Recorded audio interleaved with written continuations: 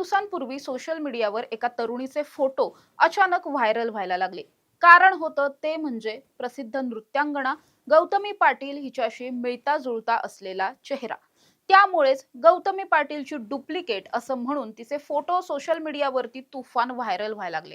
त्यानंतर ही तरुणी स्वतः समोर आली आणि तिने तिच्या सोशल मीडिया अकाउंटवरून एक पोस्ट केली, ज्यामध्ये तिनं असं म्हटलं की मला कुणीही गौतमी पाटीलची डुप्लिकेट म्हणू नका। मला स्वतःची ओळख आहे, मला माझ्याच नावाने ओळखलं गेलं पाहिजे। तुम्ही मला जे काही प्रेम देताय त्याबद्दल आभार आहेतच, मात्र गौतमी पाटीलची डुप्लिकेट असं मला कुणीही म्हणू नका। अर्थात हे सगळं कोण म्हटलं होतं आणि ही तरुणी कोण होती? तर ही तरुणी होती नृत्यांगना तनुश्री पुणेकर।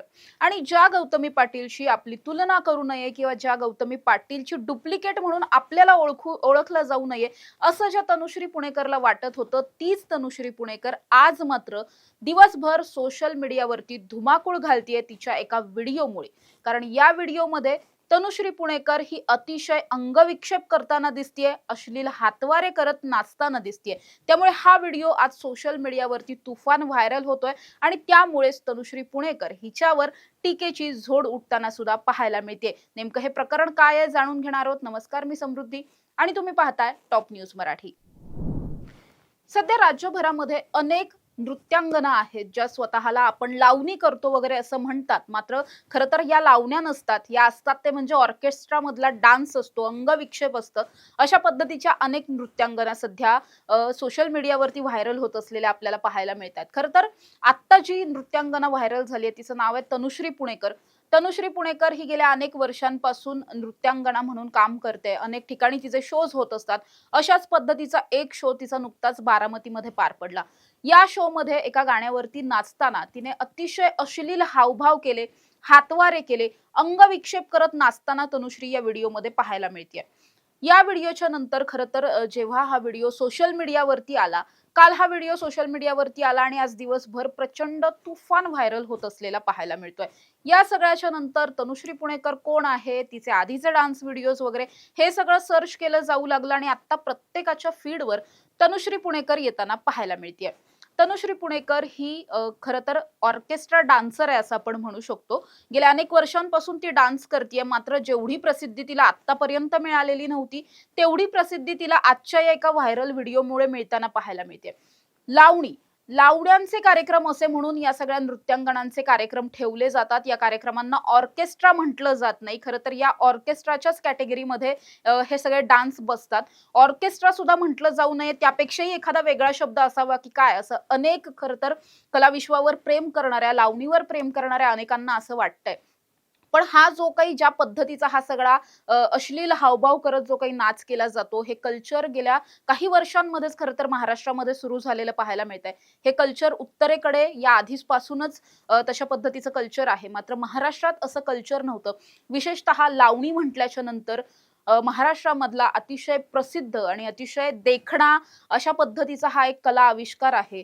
नृत्यांगना अनेक वर्षांपासून अनेक नृत्यांगना लावणी सादर करतात, अनेक लावण्यवती लावणी सादर करतात। यामध्ये अक्षरशः विठाबाईंपासून मंगला बनसोडेंपर्यंत, आत्ताच जर आपण पाहिलं तर सुनेखा पुणेकरांपर्यंत अनेक नृत्यांगना आहेत, अनेक लावण्यवती आहेत, ज्यांनी ही लावणी जगवली, जिवंत ठेवली, पुढच्या पिढीपर्यंत पोहोचवली। लावणी हे त्यांच्यासाठी उदरनिर्वाहाचं साधन होतं, त्याचबरोबर त्यांनी जोपासलेली कला होती। लावण्यांमध्ये सुद्धा दोन प्रकार पाहायला मिळतात, एक असते ती म्हणजे फडावरची लावणी, दुसरी असते बैठकीची लावणी। सुरुवातीपासून ज्या लावण्या असायच्या त्या आपण फडावरच्या लावण्या त्याला म्हणू शकतो, कारण मोठे स्टेज असायचे किंवा ज्याला आपण तमाशा मंडळ वगैरे म्हणतो, अशा पद्धतीच्या मोठ्या हाय लेवलवरती, मोठ्या स्केलवरती या सगळ्या लावण्यांचे कार्यक्रम व्हायचे। म्हणजे आपल्याला माहिती आहे की जत्रा असतील, उरूस असतील किंवा आणखी काही कार्यक्रम असतील तर तमाशा लावणी वगैरे हे सगळं गावामध्ये ठेवलं जायचं आणि एका मोठ्या स्टेजवरती या लावण्या सादर केल्या जायच्या। गावातली बरीचशी मंडळी बसून या लावण्या बघायची, त्याला फडावरची लावणी असं म्हणतात। नंतरच्या काळामध्ये काही खास व्यक्तींसाठी किंवा मोजक्याच मंडळींसाठी एका बंद खोलीमध्ये या सगळ्या लावण्या व्हायला लागल्या, त्याला बैठकीची लावणी असं म्हटलं जाऊ लागलं। मात्र आत्ता लावणीच्या नावाखाली जे काही केलं जातंय ती ना फडावरची लावणी आहे ना बैठकीची लावणी आहे। ही लावणी म्हणजे केवळ अश्लीलता आहे, खरं तर याला लावणीच म्हणायला नको। हा जो काही नृत्याविष्कार केला जातो यामध्ये नृत्य सुद्धा खूप कमी असतं। मोजून आपण म्हटलं तर 20% नृत्य असतं, 80% केवळ अश्लील हातवारे, हावभाव, समोर असलेल्या पुरुष मंडळींना कुठेतरी वेगवेगळ्या पद्धतीचे इशारे करणे, हे सगळंच या डान्स प्रकारांमधून जास्तीत जास्त प्रमाणात वाढत असलेलं पाहायला मिळतंय. एकीकडे लावणी ही अतिशय सुंदर अशी कला आहे, जी कला अनेकांनी अनेक वर्ष जोपासलेली आहे. अनेक प्रसिद्ध लावण्यवती ज्या आता ज्येष्ठ झालेल्या आहेत, अनेक वर्ष त्यांनी या सगळ्या लावणीसाठी दिली आहेत. त्यांना हे सगळं पाहून प्रचंड दुःख होताना पाहायला मिळतंय. कारण विशेष म्हणजे जरी हे दोन्ही प्रकार वेगळे असतील, आत्ता जे काही अश्लीलता पसरवली जाते, अश्लीलतेचा कहर केला जातोय, हा एका बाजूला असेल आणि दुसरीकडे चांगली ठसकेबाज, दिमाखदार पद्धतीनं सादर केली जाणारी लावणी असेल, तरी सुद्धा सध्या अशा पद्धतीच्या अंगविक्षेप करणाऱ्या काही नृत्यांगनांमुळे ज्या नृत्यांगना चांगली लावणी सादर करतात, त्या नृत्यांगनांना हवे तसे शोज मिळत नाहीयेत, त्यांना हवी तशी प्रसिद्धी मिळत नाहीये, त्यांच्या कलेला दाद मिळत नाहीये. मात्र दुसरीकडे अशा पद्धतीचे अश्लील हावभाव करून अगदी कमी वेळामध्ये प्रसिद्ध होणाऱ्या, लाखो रुपये मग इथून पुढच्या सुपाऱ्यांसाठी घेणाऱ्या अशा सगळ्या लावण्यवती, ज्यांना म्हणता येणार नाही, खरं तर नृत्यांगना म्हणूयात, त्या सध्या सोशल मीडियावरती व्हायरल होताना पाहायला मिळतात. त्याचाच परिणाम म्हणून त्यांना प्रत्यक्षात सुद्धा लोकांकडून तितकीच पसंती मिळतेय. एकीकडे असा एक वर्ग आहे, ज्या वर्गाकडून अशा पद्धतीच्या लावण्यवती असतील किंवा नृत्यांगनांवरती कडक शब्दात टीका केली जाते. मुळात याला लावणी म्हणू नका, याला दुसरं काहीतरी नाव ठेवा आणि तुम्ही जे काही करताय ते सार्वजनिकरित्या करण्याची कामं नाहीत, असं अनेकांकडून खडसावून सांगितलं जात आहे. सध्या हा व्हिडिओ व्हायरल झाल्याच्या नंतर सोशल मीडियाच्या माध्यमातून असेल किंवा जाहीररित्या असेल, अनेकांकडून प्रचंड टीका या व्हिडिओवरती होताना पाहायला मिळतात. आणि दुसरीकडे असा एक वर्ग आहे, कितीही टीका होत असल्या तरी सुद्धा अशाच नृत्यांगनांना आपल्या मंडळांमध्ये बोलवून त्यांचे नाचाचे कार्यक्रम ठेवणारा सुद्धा एक वर्ग आहे.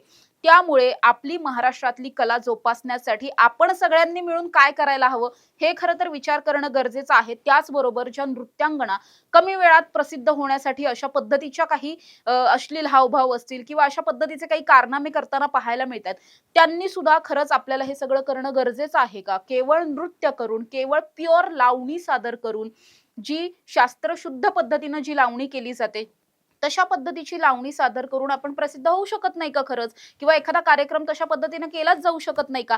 या सगळ्यावरती स्वतः मनन, चिंतन, विचार विनिमय करणं सुद्धा तितकंच गरजेचं असलेलं पाहायला मिळतंय. आपण एका बाजूला असं म्हणतोय, की समाज म्हणून आपण कुठे चाललेलो आहोत? समाज म्हणून आपली संस्कृती खराब होतीये, नवीन पिढी बिघडतीये, खूप लहान वयांमध्ये महिलांवरती होणाऱ्या अत्याचारांचं प्रमाण वाढलेलं आहे आणि या सगळ्याला बळ देतात त्या अशाच काहीशा गोष्टी. त्यामुळे खरंच सार्वजनिकरित्या अशा पद्धतीने अंगविक्षेप करणाऱ्या या नृत्यांगनांवरती कुठेतरी बंदी घातली गेली पाहिजे. सार्वजनिक ठिकाणी, सार्वजनिक कार्यक्रमांमध्ये यांना अशा पद्धतीने बोलवून त्यांच्या नाचाचं आयोजन करणं हेच मुळात बंद केलं पाहिजे. आयोजकांनीच जर अशा पद्धतीच्या लावण्यवतींना कार्यक्रम दिले नाहीत, चांगल्या पद्धतीच्या लावण्यवतींना, ज्या चांगल्या खरोखर लावणी करतात, ऑर्केस्ट्रा सादर करत नाहीत किंवा उत्तरेकडे ज्या पद्धतीचे अंगविक्षेप करणारे नाच केले जातात, तशा पद्धतीचे नाच ज्या नृत्यांगना करत नाहीत, तशा नृत्यांगनांना खरं तर या सगळ्यामध्ये आता पुढे आणणं किंवा त्यांना प्रोत्साहन देणं, त्यांना जास्तीत जास्त कार्यक्रम देणं हे गरजेचं झालेलं आहे. अर्थात या सगळ्याच्या नंतर तनुश्री पुणेकर ही प्रचंड आज दिवसभरच व्हायरल झालेली पाहायला मिळते. या सगळ्याच्या नंतर खरं तर ती आणखी जास्त पुढचे काही दिवस व्हायरल होताना पाहायला सुद्धा मिळेल.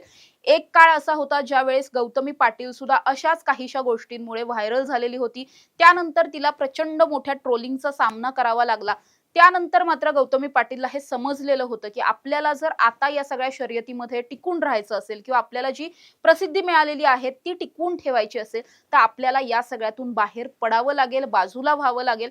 त्यामुळे गेल्या काही दिवसांमध्ये जर आपण पाहिलं तर गौतमी पाटील हिनं स्वतः सुद्धा असं सांगितलं, की मी जे करते त्याला लावणी म्हणू शकत नाही. मी ऑर्केस्ट्रामध्ये जशा पद्धतीचे डान्स असतात त्याला तुम्ही केवळ डान्स म्हणा, ही लावणी नाहीये. पण मी स्वतः सुद्धा चांगल्या पद्धतीची उत्तम लावणी शिकेल, दर्जेदार लावणी शिकेल, असं तिचं तेव्हाचं स्टेटमेंट होतं.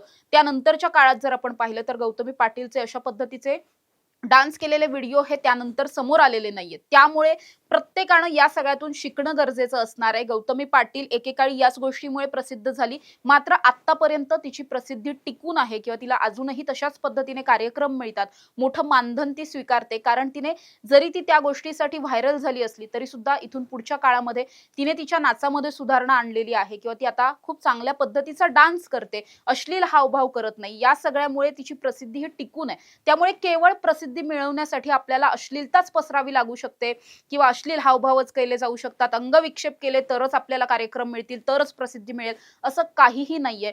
समाज म्हणून, महिला म्हणून किंवा नवीन पिढीपुढे एखादा आदर्श ठेवायचा म्हणून आपण जी कला सादर करतोय तिला खरं तर 4 लोकांनी सुद्धा कला म्हटलं पाहिजे. यासाठी सुद्धा अशा पद्धतीच्या नृत्यांगनांनी स्वतःच विचार करून या सगळ्या गोष्टींवरती आवर घालणं किती गरजेचं आहे हे पुन्हा एकदा सिद्ध होताना पाहायला मिळतंय. अशा ताज्या आणि महत्त्वाच्या बातम्यांसाठी तुम्ही पाहत राहा टॉप न्यूज मराठी. आपला महाराष्ट्र, आपली बातमी. तुमची car, electric panel, data server आगीपासून सुरक्षित आहे का? नाही? मग आजच बसवा F protect temperature activated fire suppression device. यामध्ये आहे eco friendly non toxic pressurised liquid जे आग लागल्यास क्षणार्धात ऍक्टिव्हेट होऊन आगीवरती मिळवते नियंत्रण. बसवण्यास अतिशय सोपे आणि सुटसुटीत टेकालिपचे एक दर्जेदार उत्पादन एफ प्रोटेक्ट.